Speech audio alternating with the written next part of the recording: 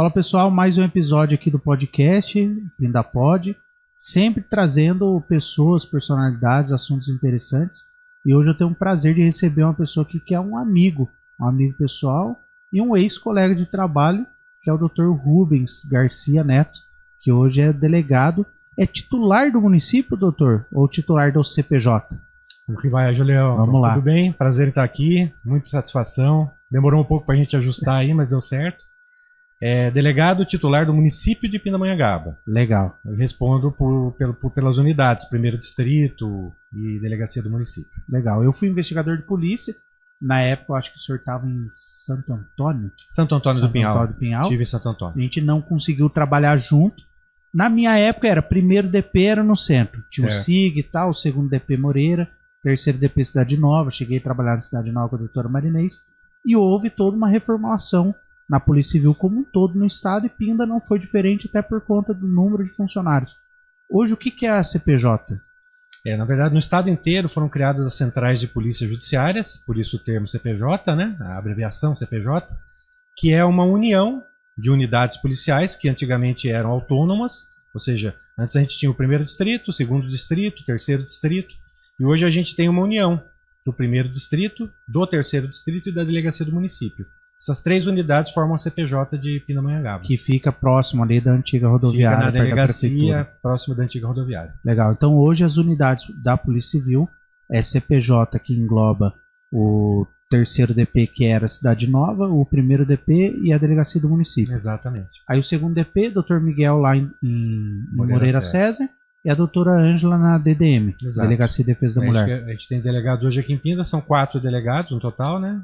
Eu estou lá na delegacia do município, na CPJ, doutor Miguel no segundo distrito, doutora Ângela, delegada de defesa da mulher, e tem o doutor Diego também, que é o delegado assistente da CPJ de Pinda. Da CPJ. Exato. Aí ele fica vinculado ali a vocês, ali na unidade de vocês. Ele está na unidade nossa, ali perto da antiga rodoviária.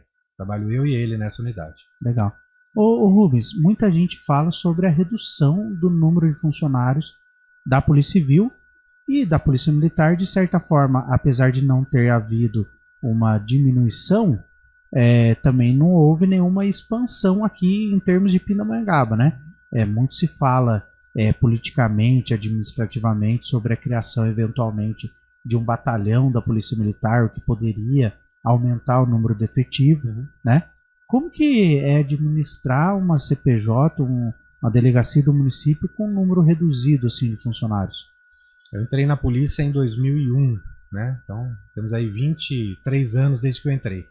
E de quando eu entrei para cá, a gente observa não só em Pinda, mas no estado inteiro, no estado de São Paulo inteiro, uma redução com relação à Polícia Civil do número de funcionários nas unidades, né? A gente teve o aumento nas cidades, o aumento na criminalidade, mas o número de funcionários hoje que estão atuando, por exemplo, em Pindamonhangaba é um número menor do que o que existia há 15 anos atrás, por exemplo. A criação de um batalhão teria que ser criado junto a uma delegacia seccional. É sempre vinculado, Rubens? Sempre vinculado. Todo batalhão é vinculado a uma delegacia seccional de polícia. Então, para a criação de um batalhão aqui em Pinda, da Polícia Militar, a gente ia ter que ter também uma delegacia seccional a ser criada. Isso depende do decreto do governador do estado, né? Depende de uma aprovação pela Assembleia Legislativa, né? Não é um processo fácil, mas seria interessante. Seria interessante que acontecesse para poder melhorar a questão de segurança, né? Sem dúvida. Se a gente tivesse aqui uma sede de seccional e uma sede de batalhão, a gente teria mais funcionários por conta dessa unidade administrativa criada. Hoje, Pinda está vinculado à seccional Taubaté. É verdade. A mais próxima seria... Delegacia Seccional de Guaratinguetá. De Guará.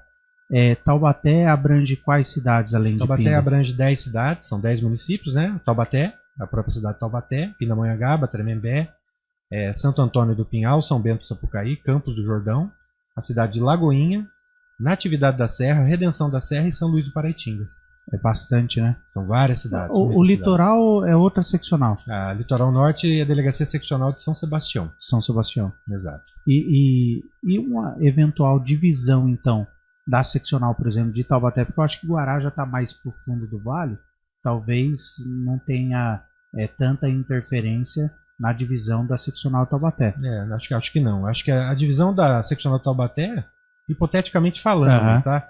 Seria de repente a divisão das cidades. Você tem 10 Aham. municípios, dividiríamos em Pinda, por 5 exemplo, municípios. se tornasse sede seccional, poderia pegar Poderia pegar a a parte da Serra. Serra da Mantiqueira, por exemplo. tá mais próximo. São Bento, Santo Antônio, Campos do Jordão, Pindamonhangaba e de repente Lagoinha, que é uma Aham. cidade próxima aqui. Ou Tremembé, que está Ou bem do Tremembé lado. também, que está ao lado, enfim. Aham. Mas isso Não só... existe nenhum, assim, nada no governo, dentro do governo do estado, algo nesse sentido de tratativas. Não existe, que eu saiba, nenhuma tratativa nesse Porque sentido. sempre quando surge ano eleitoral, sempre surge alguém defendendo, às vezes um candidato a vereador que não é atribuição dele, ou um candidato a prefeito que também não é atribuição dele, porque vai caber ao estado de São Paulo definir isso, mas sempre surge alguém com falsas promessas, né? Ou dizendo, já estou lutando por isso. Efetivamente não tem conhecimento de que haja isso. Eu não tenho conhecimento. Não tem Se conhecimento. Pode existir ser um que projeto, exista algum projeto, mas pelo menos se existir um projeto ou um pedido nesse sentido, para que haja um estudo, para que isso aconteça, eu não tenho conhecimento, mas assim, acredito que seria algo interessante. Seria importante para que aconteça. Sim, para Pindamonhangaba, ser sede de um batalhão, ser sede de uma delegacia seccional seria um privilégio. Inclusive, Pinda passou recentemente por algumas notícias, mídia, redes sociais, sobre a questão do fechamento da delegacia no período noturno. Né? Hoje o atendimento da delegacia funciona. Os flagrantes durante o dia, então se a polícia militar, guarda civil, ou alguém conduzir alguém preso para a delegacia para apresentar para a autoridade policial, vai ser feito flagrante durante o dia. À noite já tem que ser encaminhado para Taubaté. O funcionamento da delegacia ele não parou em nenhum momento. Tá? A gente sempre tem só a questão do policial. A questão das ocorrências mais graves, né, que são os flagrantes, aí sim elas foram centralizadas. Nessa nova rengearia da Polícia Civil foram centralizadas na cidade de Taubaté. Então hoje os flagrantes de todos os municípios, todos dos 10? Os 10 municípios, eles são centralizados em Taubaté. Então todas as cidades... Antigamente Tremembé funcionava igual Pinda. Antigamente todas as cidades tinham o seu próprio plantão. Né? E devido à redução do número de funcionários nas unidades, foi necessário fazer essa reengenharia no sentido de que o plantão de Taubaté absorvesse as ocorrências das demais cidades. Antigamente não, toda cidade tinha um plantão que funcionava dia e noite. Sim. E mesmo em Santo Antônio do Pinhal... Isso não foi mero capricho do delegado titular ou do prefeito. É uma organização dentro da estrutura do Estado. Não. Isso não tem nada a ver com a prefeitura ou com o delegado do município. Isso é uma questão de falta de funcionário mesmo, para deixar uma unidade funcionando 24 horas. É necessário, por exemplo, a gente tem um plantão policial ativo aqui em Pinda, é necessário que a gente tenha equipes completas de plantão. É necessário que a gente tenha equipes com delegado de polícia, escrivão, investigador e um operacional para realização de escolta de preso, para realização de informações ao fórum e outras diligências que são necessárias. Então, a gente precisaria hoje, no mínimo, pelo menos uns 20 funcionários para poder abrir o plantão novamente aqui em Pinda. E a gente chegou a ter plantão aberto aqui em Pinda, funcionando 24 horas. Né? Eu cheguei a trabalhar num plantão, era a delegacia de polícia participativa, né? Aquele totem ali na frente, ali chamava, inclusive na época, quem era o governador era o Geraldo Alckmin, ele teve presente na inauguração, e eu compunha o quadro de uma das equipes. Então a gente sempre alternava, trabalhava um dia de dia, outro dia de noite, folgava 2 e tal, tinha uma escala. O projeto da delegacia participativa foi muito interessante, porque quando eu entrei na polícia, eu fui para a delegacia participativa, não de Pinda, mas de São José dos Campos. É que você é de 2011 ou 2002. Exato, então eu sou de um ano antes. E a delegacia participativa de São José ficou pronta antes da de Pinda, um pouquinho antes da de Pinda. E a gente, como delegado, o meu primeiro local de trabalho foi a delegacia participativa, que era um projeto muito interessante, porque abrangia, além do atendimento policial, tinha os estagiários e tinha o atendimento psicossocial. Isso. Tinha psicólogo que atendia, tinha assistente social que atendia, então era um atendimento amplo, né? O cidadão que buscava a unidade naquela época tinha o atendimento através dos policiais que estavam lá, mas também em casos não criminais, em casos que não precisariam da ação da polícia, tinham profissionais especializados para poder dar um atendimento social para a pessoa. Muito bacana. E era bacana, e eu até, quando eu concorri à presidência da OAB da última vez, salvo engano, eu cheguei a conversar com o Dr. Vinícius, à época que ele estava aqui na delegacia, sobre a possibilidade de um convênio. Se fizesse um convênio entre a OAB para o advogado supervisionar um estagiário de direito dentro da delegacia, eu acho que conseguiria até fazer o registro dos boletins de ocorrência, a parte de digitação, porque às vezes tem gente que reclama, chega lá na delegacia, não tem funcionário, o escrivão está atendendo um flagrante. Sim. A pessoa fica lá para fazer um boletim de ocorrência de um furto, porque qualquer problema que a pessoa tenha, o problema dela é sempre grave para ela. Claro. Né? Ela não consegue ponderar o que está sendo realizado ali na delegacia. Mas ela não entende. E aí, quando o funcionário diz para ela fazer o registro pela internet, às vezes tem gente que não tem acesso à internet e tal, e tudo isso dificulta. Né? Então, eventualmente, naquela época, o estagiário fazia uma pré-triagem, ele atendia, ele explicava, orientava tal. E hoje em dia seria uma possibilidade, uma alternativa para que isso acontecesse. A gente tem, não sei se você sabe, mas a gente tem um convênio com a FASC.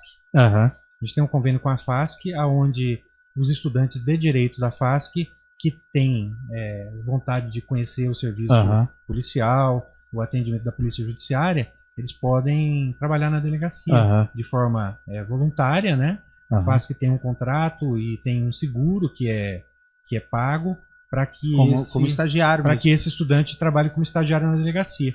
E a gente tem hoje alguns estudantes da FASC que fazem lá o estágio. E eles ficam vinculados no cartório? Eles ficam vinculados ao cartório e alguns estão no atendimento. A gente tem alguns no atendimento que é bastante interessante para o estudante de direito, porque é o caso concreto sendo apresentado ali, para ele conhecer, ouvir a história e tentar tipificar, ver o que vai dar o atendimento.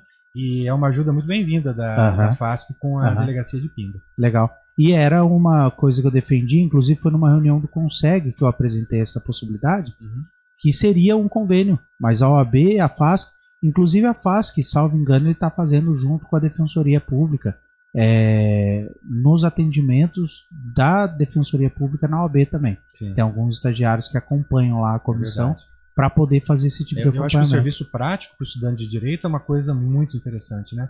Porque a teoria que ele vê na faculdade, depois ele pode ver como isso funciona na prática, né? Como isso pode ser aplicado na prática, né? O direito sendo aplicado na prática. E às vezes as coisas da teoria são bem diferentes das coisas da prática, né? Então eu acho que para a formação desse profissional é excelente. Assim, não é puxando a sardinha para o lado da polícia, né? Mas assim, como é a minha função, eu digo para você, o trabalho policial, e você foi policial civil, você sabe disso, ele traz para a pessoa uma bagagem muito grande. Então todo profissional que trabalhou com segurança pública, ou na polícia civil, ou na polícia militar, ele consegue uma bagagem de vida muito grande. É uma baita escola. É uma baita escola. E isso pode ser aplicado futuramente na profissão de advogado, futuramente em outras profissões das carreiras jurídicas. Então, eu acho que é bem legal. Acho que todo estudante de direito devia passar pelo menos 6 meses na delegacia para ver o trabalho policial de perto, porque é uma escola. É uma escola, sem dúvida. Ô Rubens, mas como que nasceu essa ideia de ser delegado na sua vida? Pô, um simples dia lá, você já foi para a faculdade de Direito já pensando em carreira policial ou você surgiu a oportunidade do concurso? Como foi? Assim, né, eu entrei na faculdade de Direito, né? Na verdade, eu nunca pensei em ser delegado de polícia no final da carreira, né? Todo estudante de direito pensa em várias possibilidades, né? Então você pensava em advogar ou concurso mesmo? Na verdade, eu pensava em trabalhar como advogado em uma grande empresa. A minha ideia era essa, que eu fosse um advogado de um banco. Você fez aqui Unital? Fiz Unital, fiz na Universidade de Taubaté. Eu achava que eu ia trabalhar como advogado numa empresa, num banco ou numa empresa grande. A minha ideia era essa, quando eu entrei na faculdade. Aí depois você começa a aprender, né? Passado o primeiro ano, que é um ano de muita teoria, né? Muita teoria, muitos princípios e tal. No segundo ano você já entra para a parte prática. E daí veio o direito penal.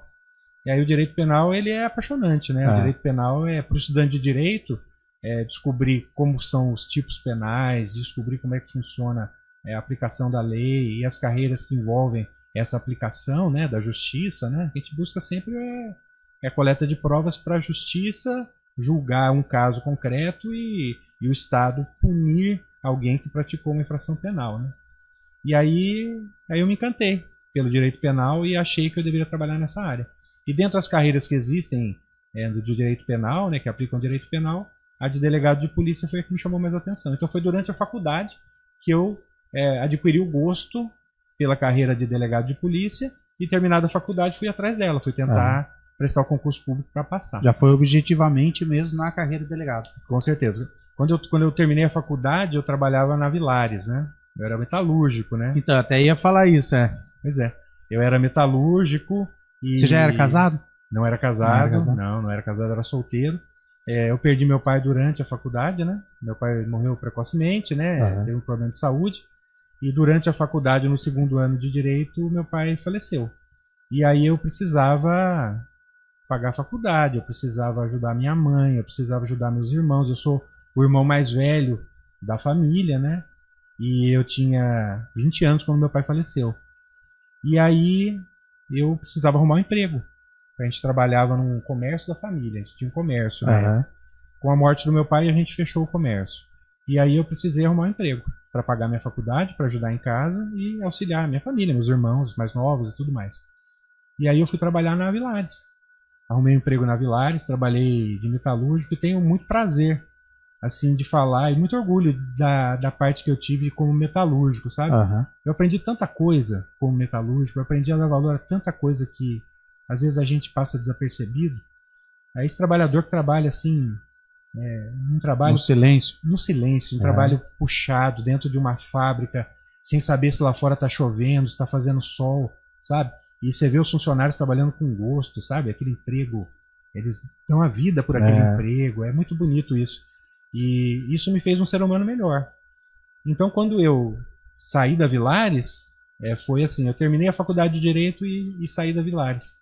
Porque com o dinheiro da indenização da Villares, eu falei, eu vou ficar firme, estudando, para prestar o concurso para delegado de polícia.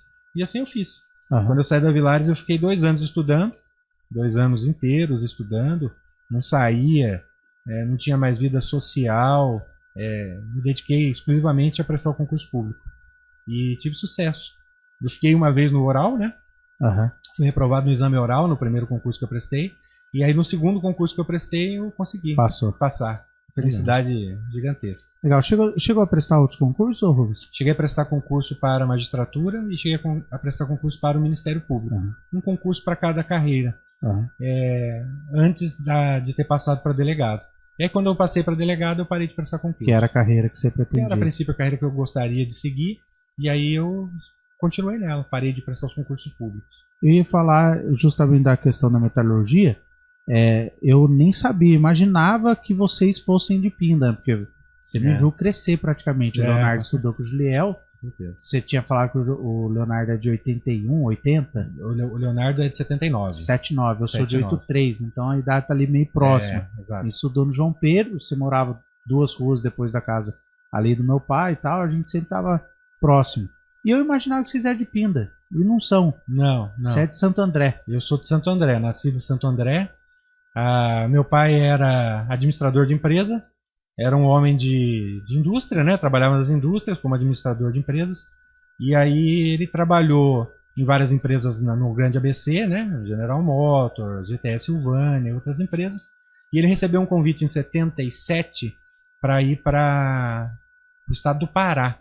No estado do Pará foi instalada uma empresa lá que chama o Projeto Jari. O Projeto Jari era uma fábrica de papel que foi construída no Japão por um milionário chamado Ludwig.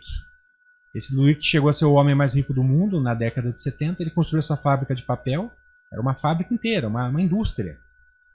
Essa indústria foi embarcada no Japão e veio pelo mar para o Brasil.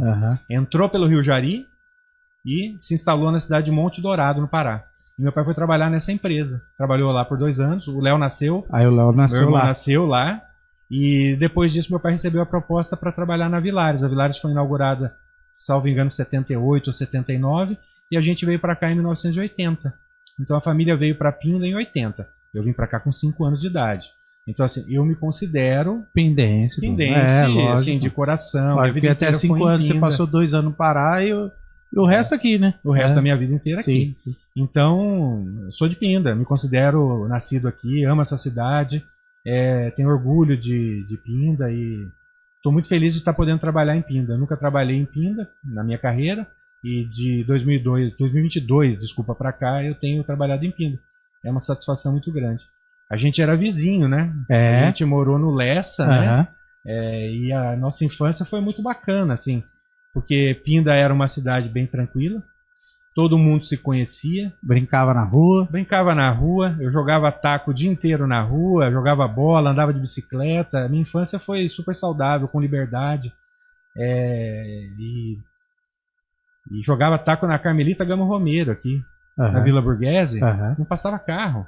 A gente ficava o dia inteiro jogando ali na rua, não passava um carro, cara. Era outra realidade. No Lessa também, né? Também. Morava na Antônio Cosi, na Avenida da Natação do Pedrinho. Sim, e Malemar passava carro ali. Era difícil. Assim, e o que tinha de terreno pra brincar ali, né? Do lado da casa do meu pai, né? Do lado da casa do meu pai eram 2 terrenos do Seu Serrano ali.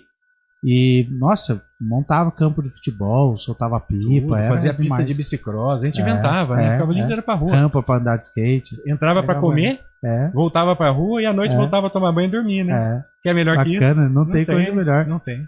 E você entrou em 2002, você é da turma 2001, desculpa. Meu concurso é 2001. E aí depois, 2001, você veio pra cá em 2022. Esse período que você encerrou a escola lá e tal, passou por Santo Antônio, onde mais? Quando você passa no concurso público, você faz academia de polícia. A academia de polícia é na cidade de São Paulo, para delegado de polícia, né? Eu fiz uma academia que durou 8 meses em São Paulo.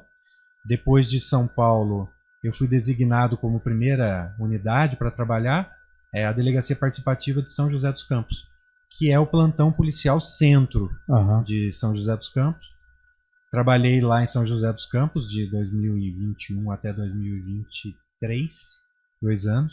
2001, perdão. 2001 a 2003 eu trabalhei em São José. Depois de São José dos Campos eu vim para Santo Antônio do Pinhal. Vim ser delegado titular de Santo Antônio do Pinhal.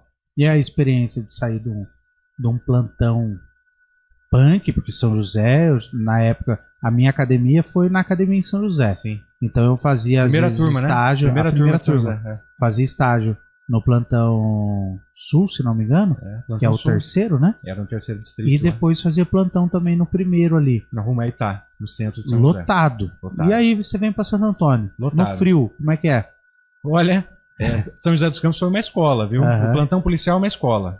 Todo profissional da polícia tem que trabalhar no plantão, porque no plantão você aprende tudo. Você aprende a ser policial no plantão. Sim. Então, depois eu troquei com um colega, esse colega foi pro meu lugar em São José e eu vim para ser titular do município pequeno. São José é uma loucura. 5 flagrantes por noite, a criminalidade alta, tráfico de entorpecente, crimes graves tipo homicídio, latrocínio, uma cidade de um porte movimentado naquela época, né? E aí eu vim para ser delegado titular do município de Santo Antônio do Pinhal.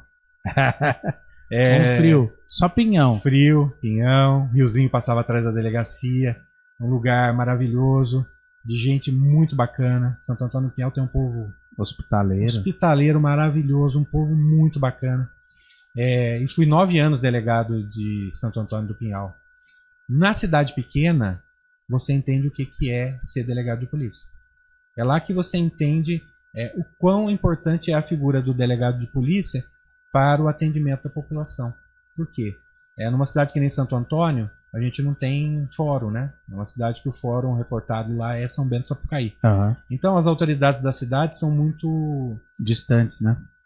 Todas as autoridades ficam distantes, mas na cidade a gente tem o delegado de polícia como uma figura de destaque. Sim. Juntamente com o prefeito municipal, sempre, e com o padre, né?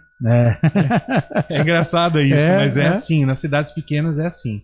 O padre tem um grande destaque, o prefeito sempre um grande destaque em qualquer município, e a figura do delegado de polícia, o xerife da cidade, né? Então você tem, nesse momento, a oportunidade de realizar coisas incríveis com a polícia, que é auxiliar as pessoas que vão te buscar, as pessoas que vão te procurar por ajuda. Você consegue realmente conhecer a cidade inteira, você consegue ajudar as pessoas da cidade, e é muito gratificante. Então, ser delegado numa cidade pequena é o auge, na minha opinião, para o trabalho de um delegado de polícia. Ali ele se sente realmente uma autoridade policial destacada. É onde o cargo dele demonstra importância. Até porque quando ele cai num plantão, tem 12 policiais no município, é mais um titular. Você pensa que em São José dos Campos, na minha época, deveriam ter, sei lá, 30 delegados de polícia na cidade. Então você é mais calça branca que acabou de chegar. Acabou de chegar, atende lá no plantão, você é um delegado desconhecido. Aí você vai para um município que você é a única figura, é o único delegado do município, e com esse... Que todo mundo espera, né, que você resolva as coisas. Com essa unicidade dentro do município vem a responsabilidade muito grande. Todo mundo espera muito de você ali. Mas assim, trabalhar lá foi muito, muito bom, tanto é que eu fiquei 9 anos como delegado titular de lá. Nesse tempo acumulava também a delegacia de polícia de Campos do Jordão, o primeiro distrito lá do Capivari. Então foram 9 anos no total na Serra da Mantiqueira, desses 9 anos, 5 acumulando a delegacia de Campos do Jordão. E depois? Depois disso eu fui convidado a vir para Taubaté, para trabalhar em Taubaté. Por conta da promoção de classe, a gente acaba não podendo ficar mais numa cidade tão pequena, né? E aí eu vim para Taubaté para ser delegado do 3º Distrito Policial, no Parque Três Marias, ali em Taubaté. Ali fechou o distrito também? O distrito também fechou, né? Também fechou, teve uma reengenharia em Taubaté, muito semelhante à de Pinda. Foi criada a CPJ de Taubaté e agregado os distritos da cidade no primeiro, onde é o primeiro distrito ali na JK. Em Taubaté trabalhei na DISE, fui delegado titular da DISE, Delegacia de Investigações sobre Entorpecentes. Mabucha. Trabalho difícil de ser realizado. Você sempre trabalha num limite muito tênue entre o que é certo e o que é errado, é muito perigoso. Sensação de enxugar gelo. Sensação de enxugar gelo. O tráfico de entorpecentes se multiplica de forma impressionante, né? A gente prende um criminoso hoje, amanhã no mesmo local tem outro ou tem 2. Se você prender os 2, no outro dia vão ter 3, e assim é um serviço muito difícil. É um serviço que tem que ser feito com inteligência, e é um serviço que tem que ser feito cada vez mais usando tecnologia, né? Para a gente tentar pegar o crime organizado, hoje em dia você tem que tentar pegar quem está lá em cima. Senão, né? você não consegue. Senão você não consegue. Quem alimenta a criminalidade, né? E então por isso que os trabalhos hoje em dia são feitos de maneira muito inteligente, usando inteligência policial. Tem que ser assim. Depois trabalhei como delegado assistente na Delegacia Seccional de Polícia de Taubaté. Fui assistente lá por 9 anos. Trabalhava como assistente e como delegado corregedor. Delegado corregedor de Taubaté. É o delegado que apura as infrações administrativas de outros policiais. E foi também um período muito legal da minha vida. Meus ciclos são 9 anos, né? São 9 anos em Santo Antônio do Pinhal. Já até quanto aqui em Pinda aqui? Vamos abrir a contagem aqui. E eu tô a 2 em Pinda. 2, então, tem mais 7 pelo menos. Mais 7 pelo menos para ficar aqui em Pinda. Mas assim, trabalhei em várias unidades, trabalhei em vários tipos de serviço de delegado, tanto serviço de ponta, que é o serviço de rua, como o serviço interno administrativo, que é tão importante quanto o serviço de ponta, né?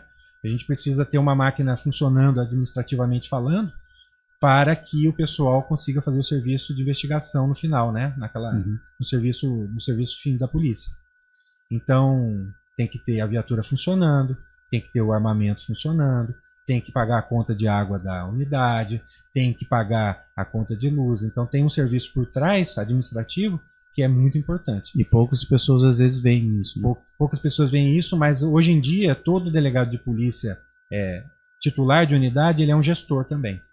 É um gestor de pessoas, porque você está fazendo a gestão dos funcionários que trabalham com você, tanto funcionários diretos como funcionários hoje que trabalham de forma em colaboração, são cedidos às vezes pela prefeitura municipal ou por outros órgãos, como é o caso dos estagiários também, né, como eu falei da FAP aí há um tempo atrás. E você trabalha como realmente um administrador. Então a delegacia, a torneira quebra, a delegacia tem vazamento no telhado, você tem que resolver. Então tem essa parte também de administrador que a gente desenvolve junto com o trabalho policial. Não é só prender as pessoas, investigar as pessoas e atender o público. A gente tem uma parte interna também que tem que ser realizada. E acaba ficando difícil porque gerir tudo isso, né? E não só a parte policial, também tem a parte da família, né, Rubens? A ideia do podcast aqui, como eu havia dito até antes da gente começar a gravar, era criar o podcast Jus, que às quintas-feiras a gente ia tratar só sobre assuntos jurídicos e trazer pessoas, autoridade judiciária, policial, para que quem está assistindo e tem um sonho de ser policial, queira ser policial, entenda também, e que quem às vezes não quer ou só critica o policial, poder entender que também atrás da roupa do policial existe um ser humano, né?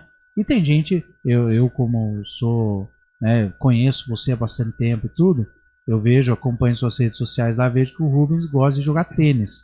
Como que é a galera do tênis quando sabe que você é delegado, Rubens? E quem já é amigo antigo já sabe que você é o Dr. Rubens, delegado de polícia. E quando a pessoa descobre assim, do nada, tá lá jogando partida de tênis, pô, que cara ali é delegado e tal. Dá uma assustada ou não? É bacana, viu? É bacana, assim. É porque tem toda uma mística que envolve a polícia, né? O policial, as autoridades, né? Mas a gente tem os mesmos hábitos de qualquer pessoa, a gente tem as mesmas dificuldades de qualquer pessoa. E a gente pratica atividades que são de qualquer pessoa, lógico. Sim. A gente não tá... come comida normal, né? Todo mundo igual, todo mundo igual. Mas assim, eu tenho como um dos meus hobbies de vida, né, na prática esportiva. Eu sempre pratiquei esporte. Eu fui jogador de basquete por muitos anos, né? Naquela época a minha altura era suficiente para ser um jogador de basquete, né? Eu tenho 1,94 de altura. E na minha época eu era um dos mais altos do time. Eu joguei na seleção de Pinda pela minha adolescência inteira, sempre pratiquei esporte. E depois de um tempo, depois dos 30 anos, eu sentia que eu parei, né? Quando eu fui para a faculdade, eu acabei parando com o esporte. Aí depois dos 30 anos, você começa a se preocupar mais, né? Vou fazer alguma coisa diferente e tal. E eu sempre quis jogar tênis. Eu sempre quis aprender a jogar tênis. E aí eu aprendi a jogar tênis mais velho, né? Com 37 anos, 38 anos, eu aprendi a jogar tênis. E hoje em dia é o meu esporte de coração. Tênis é um esporte maravilhoso. Léo, te convido a conhecer. Completo, né? Meu cunhado tá jogando agora. Que legal. O irmão da minha esposa. E ele fala, é um difícil. Esporte completo. Quem assiste não imagina o que o cara tá passando ali pra acertar a bola e tal. Parece que é simples, né? Parece que é simples. Não, quem tá assistindo fala, não é simples, beleza. Não. Tem que aprender, é muita repetição.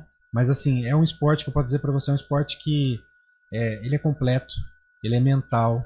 Ele é um esporte que te dá um convívio social muito interessante, porque você conhece muita gente por conta do tênis, né? É um esporte muito bacana, então você conhece muitas pessoas legais, bacanas, pessoas que têm várias coisas para poder somar e aprender.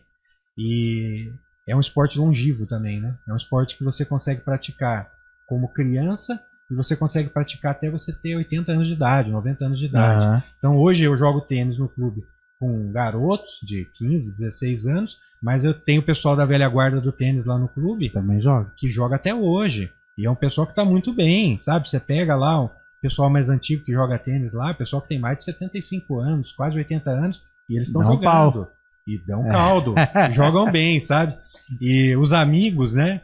Quando descobrem que eu sou delegado por conta do tênis, aí eles gostam, né? Ô, delegado, vai levar. Ganhei do delegado. Ganhei do delegado. Então o delegado ganhou de mim porque levou a pistola, mostrou pra mim, tal. E tem uns galos cegos que jogam comigo lá no clube, né? O pessoal lá, o Vitor Vieira, o Roger, o Alexandre Salum, o pessoal que joga comigo lá no clube que por conta da amizade que a gente fez hoje, a questão de eu ser delegado não é importante, não é nada. Mais, não é nada. Então, ninguém respeita nada. Ninguém tira um sarro, mais nada. Se você perder, você tem que aguentar lá, o pessoal tira sarro. É muito saudável. É legal, né? Gostoso. É bom. E eu vejo também que você é um baita paizão, pô. Leva as crianças também, né? Os meninos, pra poder jogar. E joga bem. Olha, eu vou dizer pra você que eu sou um jogador mediano, vai. Eu não sou um craque do tênis, mas eu me viro bem hoje com o tênis. Eu gosto do esporte. Consigo jogar de forma competitiva e gosto muito de jogar dupla, né? Porque no tênis tem o simples, o jogo de simples, né? E tem o jogo de dupla. Então o jogo de dupla hoje é um jogo que eu gosto de jogar bastante por conta da minha envergadura. O trabalho de rede, porque na dupla joga um no fundo e um próximo à rede. Então na rede lá eu consigo fechar bem os espaços lá por conta da envergadura. Então eu tenho jogado todo dia praticamente, eu jogo tênis. É um esporte que você não cansa dele. É gostoso, né? É gostoso, sim. É bom. Gostoso. E a prática esportiva ajuda a aliviar o estresse e uma série de coisas. E eu incentivo meus filhos também na prática esportiva. Eu acho que o esporte sempre tem que ser incentivado. Eu acho que toda criança tem que fazer esporte. Tem que fazer o esporte de base. Não importa qual modalidade, não importa mas qual tem modalidade. Capoeira, arte marcial, futebol, basquete, tênis, vôlei. basquete, vôlei. Olha, todos os esportes são bem-vindos para a criança.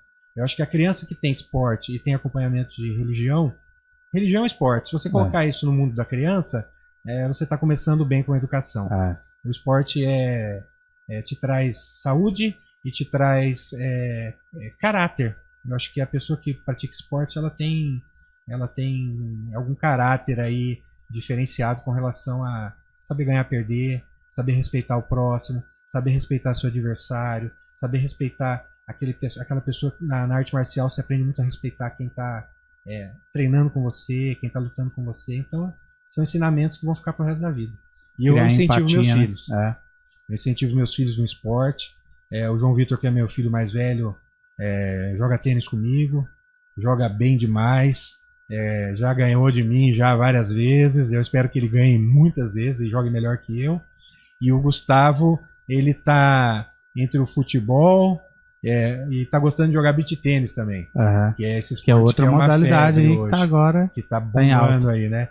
E ele gosta e... Você arrisca também no beach tênis ou não? Eu arrisco no beach tênis, mas eu prefiro tênis. É mais difícil o beach tênis do tênis ou não? O tênis é mais difícil. Mais difícil. É mais difícil. Os movimentos do tênis são movimentos mais complexos.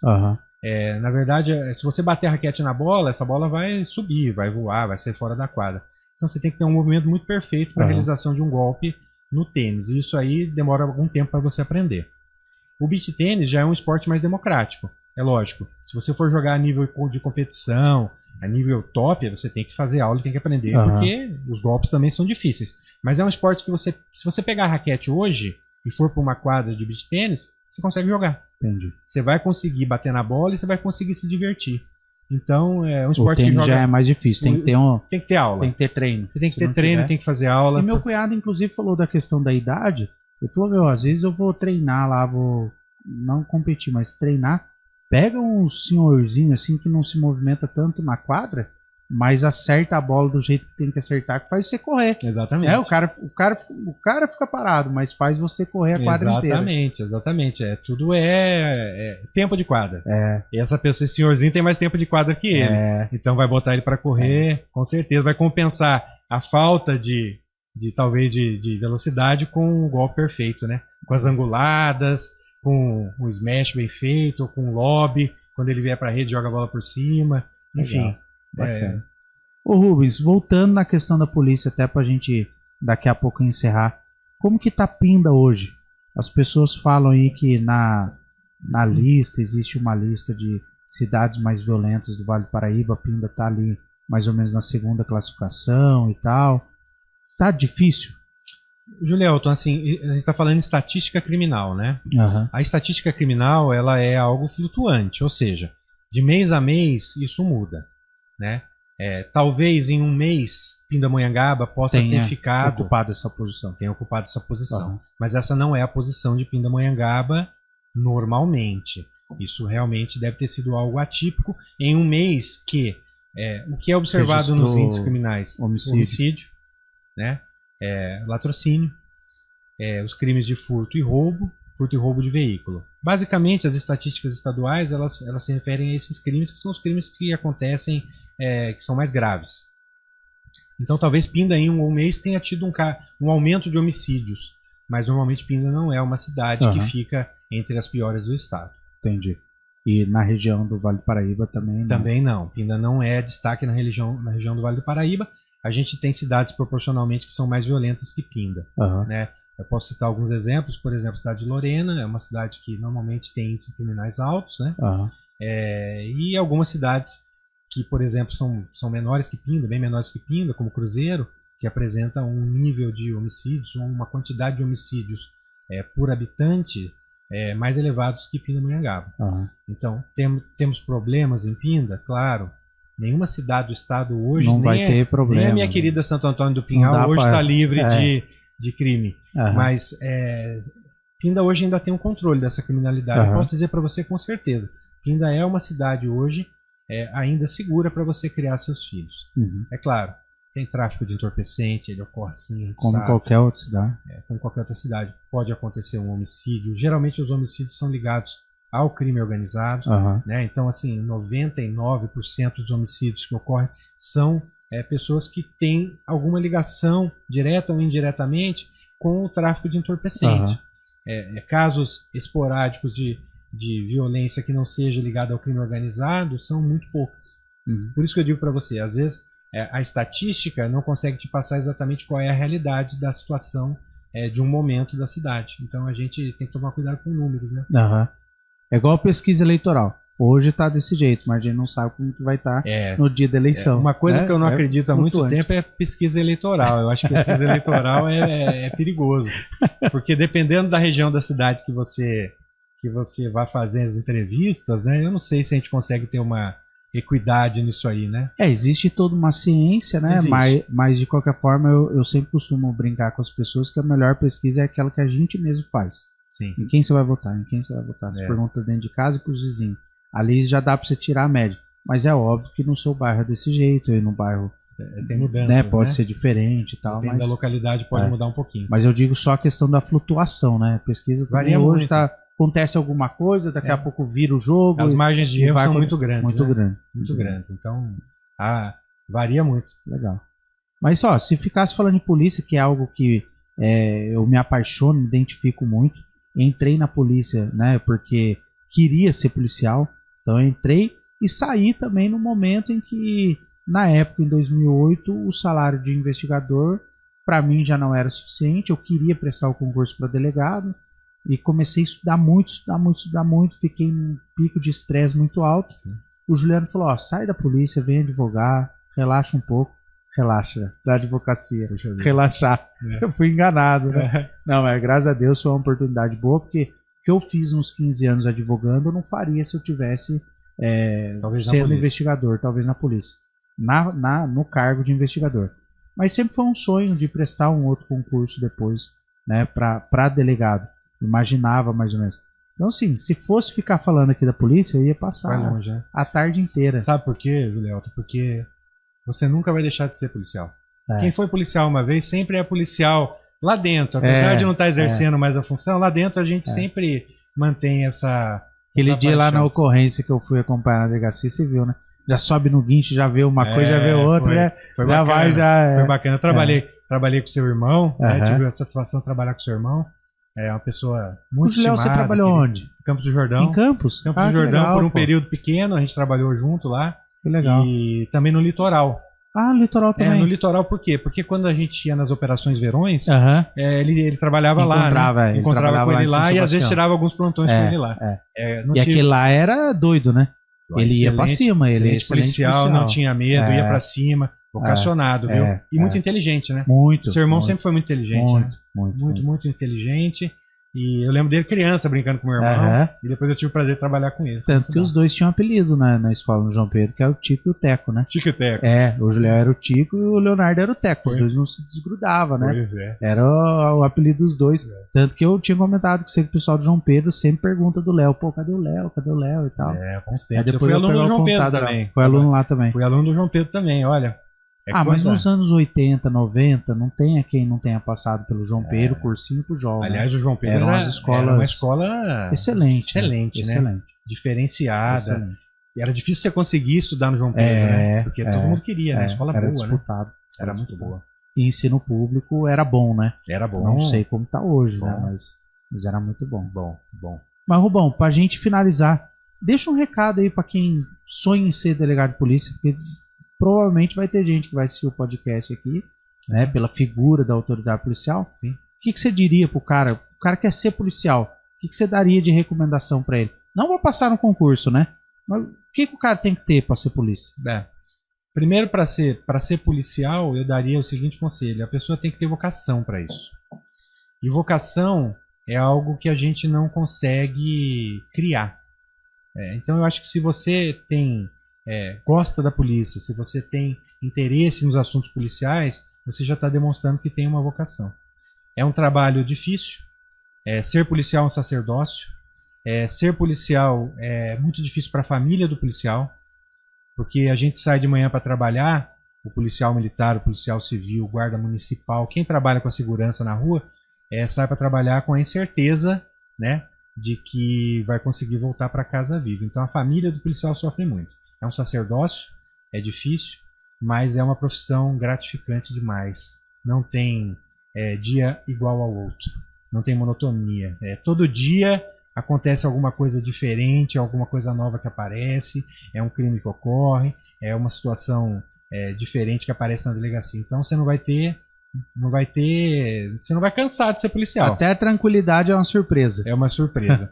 E para quem vai estudar para concurso público, eu falo da carreira de delegado de polícia, quem quer ser delegado de polícia, eu daria um conselho, se eu pudesse, a mim mesmo, há 25 anos atrás, quando eu entrei na faculdade de Direito, que seria: estude para o concurso desde o primeiro dia que você começar a faculdade. Não se foque só em estudar para passar na faculdade, para passar na prova da faculdade. Faça mais, estude mais, estude além do que é necessário para fazer uma prova de faculdade. Porque quando você terminar a faculdade, você vai sair na frente de todo mundo. Então, se eu pudesse dar um conselho para alguém que está fazendo faculdade de Direito hoje, que quer prestar um concurso público, para delegado, promotor, para juiz, para procurador, agora. já começa já. Começa a estudar agora. Porque quando você sair da faculdade, você vai estar bem mais próximo de passar. Legal, bacana. Rubens, obrigado pela sua participação aqui. Eu que agradeço, foi muito legal. O podcast está de portas abertas aqui. A Aline não pôde participar hoje, mas o dia que você quiser vir conversar sobre segurança pública, sobre tênis, trazer alguém aqui, a gente está à disposição. Bacana. Conversar sobre segurança pública, tênis, olha, é muito bom e agradeço a oportunidade, o espaço que você deu aí pra gente e o convite que você me fez, né? Foi difícil a gente encaixar. Não, mas deu certo. Mas deu certo, foi bom. E dizer para as pessoas aí que estão ouvindo a gente que a Delegacia de Polícia de Pindamonhangaba está à disposição de todos, sempre, de portas abertas, e a sala do delegado está lá para atender a população. Então, quem precisar, pode bater, pode procurar, que a gente vai estar sempre lá pronto para poder atender toda a comunidade. Legal. Obrigado, Rubens. E quem acompanhou aí o episódio, não perca os próximos. Valeu!